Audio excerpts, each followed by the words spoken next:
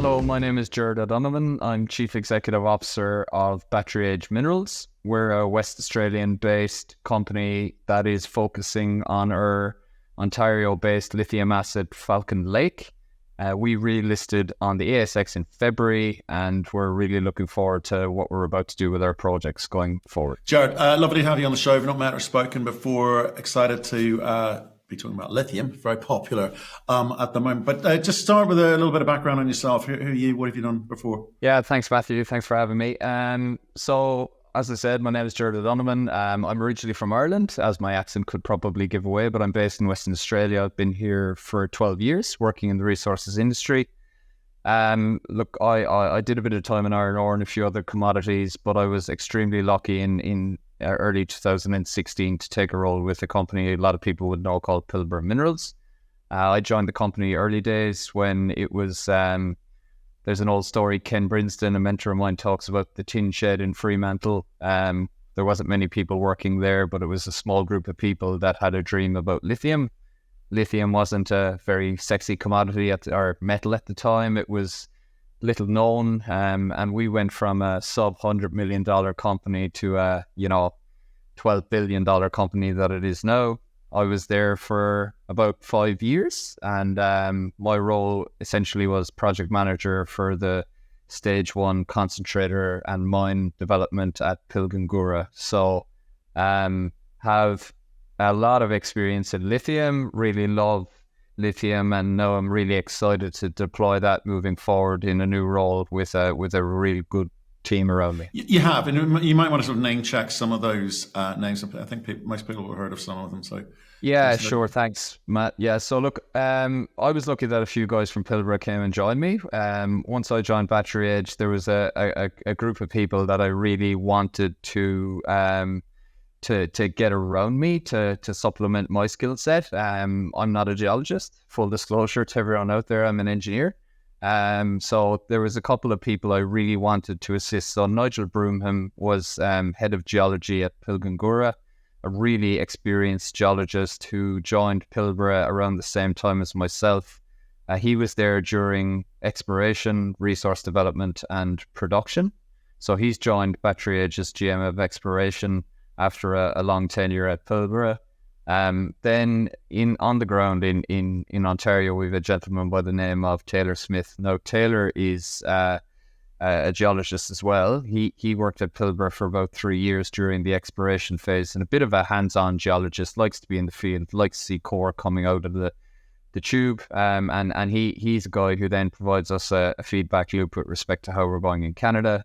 And just 2 days ago, we announced the appointment of a new CFO, Paul Hughes.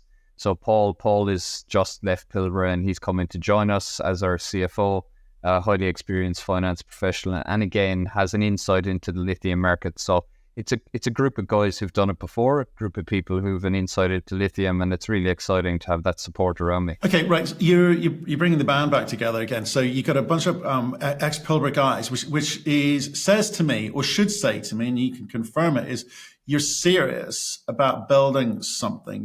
This is not a momentum jump on the bandwagon kind of play here. Yeah, no, I'm really glad you picked up on that. Right. So it was very important to me when I left Pilbara and I took a bit of time out, that once I put my name to a project, that I was putting my name to something real. So to be honest, I did a lot of DD, and I did a lot of research on this project when it came across and when the offer came to me, and I really liked Falcon Lake. I liked Falcon Lake for a number of reasons. Number one, it has historical exploration where it has, demonstrated mineralized pegmatite. So we have spodumene in the ground. We have pick intercepts, historical, which we've just backed up with a recent announcement a couple of days ago, which we can talk about in a minute. Which means it's thick, it's from surface, and it looks like it has good grade. So that ticked 3 boxes for me with respect to the actual in-ground asset. So if I may interrupt you, Gerard. Yeah, sure. Those 3 things, give me the so what. So why are each of those things important to you? You talk about mineralization. Surely they've all got mineralization. Not really. So there's a lot of barren pegmatites out there. There's a lot of pegmatites that can be viewed, but it takes certain conditions to ensure that the appropriate mineralization occurs and that spodumene is actually in the ground.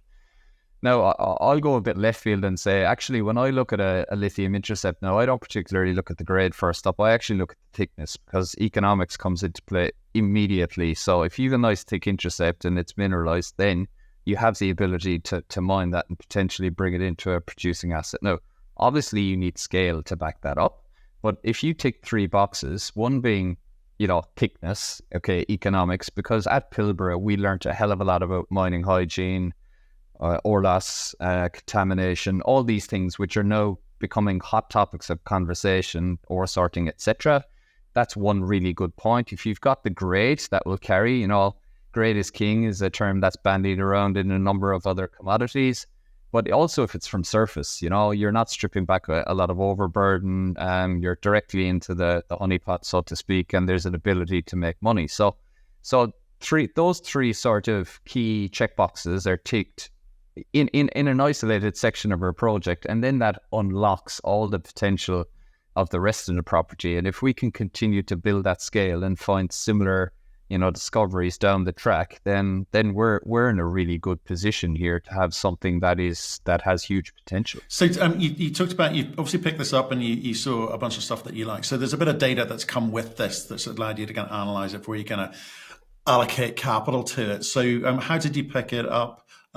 Who, from, when, how much? Yeah, so it was picked up from a Canadian entity back in late 22, for quite a decent sum compared to the acquisitions that you see nowadays in a lot of areas. Like, what sets this apart, and I continually go back to it, is it actually had mineralization on the property. To pick up a property with mineralization now will cost you an arm and half your other leg. So we picked that up in 22. It's an earn-in agreement. We took 90% of the property immediately, and we have the option to take further 10% for a cash payment down the track. It was a bit of a cash and equity agreement, which sets us up now to go and explore the property pretty quickly. So we feel we got a really good deal, and for that good deal, we can return value back to our shareholders with a targeted exploration plan moving forward. Right. So it's again, so come back to what you inherited in terms of the data, and any other elements that you think are relevant, like permitting, etc. Yeah. So look, the vast majority of our property sits on the Caribou or O'Sullivan Greenstone Belt. Ironically, my mother's maiden name is O'Sullivan, so it was fate. On the property, there was three known mineralized occurrences. So Falcon West, Discovery, and Falcon Lake East. We picked it up with 24.4 meters at 1.43% from surface. So a really good intercept. And what we did once we picked it up is we actually got some people on the ground immediately late last year. We did some mapping for a period of 2 weeks before the snow came down in October, and we identified nearly 18 other outcropping pegmatites with mineralized spodumene in them. Now that traverses a 2.5 kilometer stretch of our property. That was the only area we had access to in the short period of time that was available. But there's also another 3 kilometers of the property that is yet to be walked that sits on the Greenstone Belt, which we're really excited about, and we're going to get out and we're going to start exploring that in the next few weeks as part of our summer exploration program. So to pick up a property, as I said, with 12 to 13 drill holes, only to 50 meters as well. So very shallow drilling was historically completed. I'm not going to say it was lazy exploration or lazy geology, but the works were done in 2016, and the price of spodumene, price of carbonate came off pretty hard around that time. So the market probably wasn't there. I can understand why these guys probably didn't explore any further, but that's our luck. We've picked it up. The market now is in a bit of a euphoric position. I was at Fast Markets last week, and the sentiment is very strong behind lithium at the moment. So we feel we're ideally placed with our maiden drill program or summer fieldwork program coming up, that we have a lot of value to add here. Well, let's talk about that, because I agree with you. Every conference I've been to this year, battery metals, especially lithium, all the rage. Everyone wants to be a lithium pegmatite owner, right? We've looked at some of the valuations that have been created recently. We're looking at Patriot Batteries, over 2.1 billion when I saw them a month ago. You got Lyft, over 800 million. When I saw them, they're not too more advanced than you. So with the money that you've raised recently, you're obviously getting after this drill program. What type of drilling do you think you need to do to kind of get the right sorts of messages into market, or inform your future activity? What's the data you're trying to get at? As I said, there hasn't been a whole lot of drilling completed previously. So we have a very targeted drill program that has been designed by Nigel. And what we're currently doing is we're drilling to understand the structural orientation of the pegmatites such that we get a good handle on what we have in the ground. Now, we're initially focusing on areas we know from historical drilling have mineralization. We drilled 13 holes to date, and in our recent announcement, we hit mineralized pegmatites in 10 of those.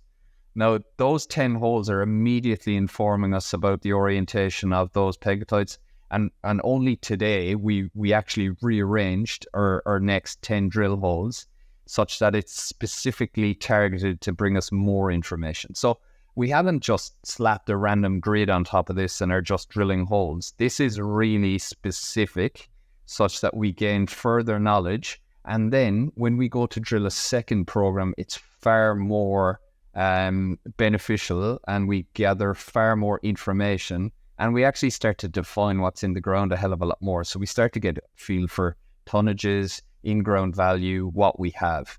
As we do that, we will also then, as I mentioned earlier, be carrying out our summer fieldwork exploration program. So two-pronged approach, drilling in one area, fieldwork in another area, generating targets for that drill to move down the property and then to target those areas. So we want to make sure that this is really specific and targeted. It's not just random drilling. We really want to maximize the value for the dollars we put in with the drill rig. Right. Okay. So you've got this kind of systematic approach to the exploration.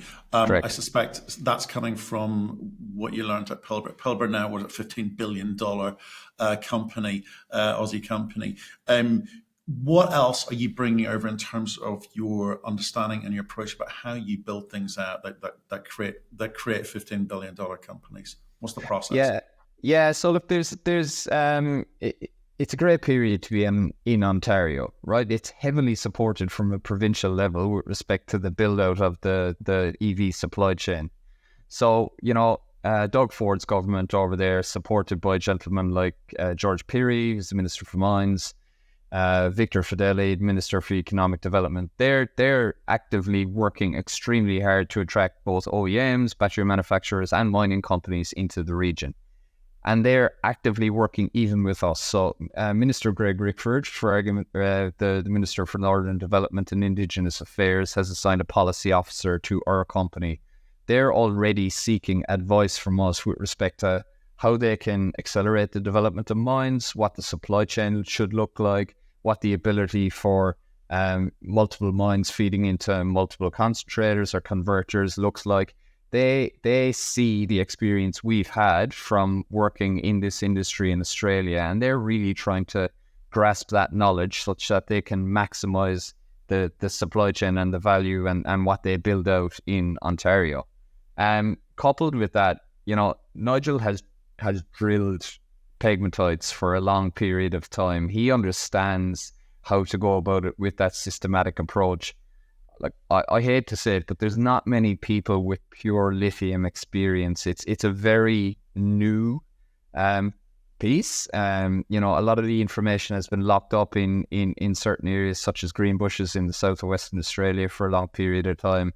And apart from Pilgrimgura and a few other places, there's not many guys like Nigel Broomham who know how to design a drill program. So we're extremely fortunate on that front. And he, as I said, he's supported by Taylor, who's looked at core and RC chips from pegmatites for many, many years. So to know what's coming out of the ground and have that feedback is a massive advantage for us compared to others. If you look at what's happening in that whole North American ecosystem, obviously very exciting times for Canada, North America, and kind of driving that need, and location wise, all good. You say that the province is backing you. You've had lots of conversations with the relevant ministers, all good. Anything that concerns you with regards to being able to do business in the province from a sort of ESG perspective, not political, but all of that kind of ESG thing, First Nations type stuff seems very, very important to get a handle on. Is the team on the ground experienced at that? How are they getting on? What are they doing? Yeah, no, real valid question, and something we've lived and breathed in the last few months. So I've spent quite a considerable time on the ground in Canada, dealing with our First Nations groups. We've generated and developed some really good relationships with those groups, and we've signed early expiration agreements with them. It definitely is an intimidating time for some of the First Nations groups, and I fully respect that from their position. There is an influx of industry to the area that is, that is trying to support the build out of that supply chain, and that can be intimidating for them. But look, this is something we have done in Western Australia before. We're very lucky to have dealt with Indigenous groups. At Pilbara, it was the Namal and Garriara groups. And we place a massive emphasis on building a strong relationship, because that strong relationship is the foundation for everything to move forward. Ultimately, we are working on the land of those peoples, so it is very important for us to have a good relationship on that front. Look, we're also lucky to be supported by people who've worked with these First Nations groups for long periods of time. So we're no experts. We understand that. So we engage with people. We work with people who can assist us and ensure that we are respecting the customs and the traditional territories of the people where we work, and ensuring that relationship is fostered and grows in a good manner. Right. Okay. Interesting times. Look, on the lithium side, I guess we're going to sit back and wait and see what you're going to come back and be able to tell the market. I like the systematic approach. I also like the Pilbara team, being there with you. Can I talk about something else though that's kind of very, very topical? I've been contacted by a couple of consultants just this morning on this topic, which is germanium. Now we're gonna zip over to Europe. So Falcon Lake, really exciting. I think it's fantastic opportunity in front of you there. But germanium, you've got one of very few projects. Yeah. Which you can talk about this. So what's going on? Yeah. So our Bleiberg asset, it's a zinc lead germanium asset. So it's located close to Villach in Austria. Bleiberg is a historical mining jurisdiction which was mined in until the 80s. It was one of the largest producers of germanium in the world, approximately 200 parts per million.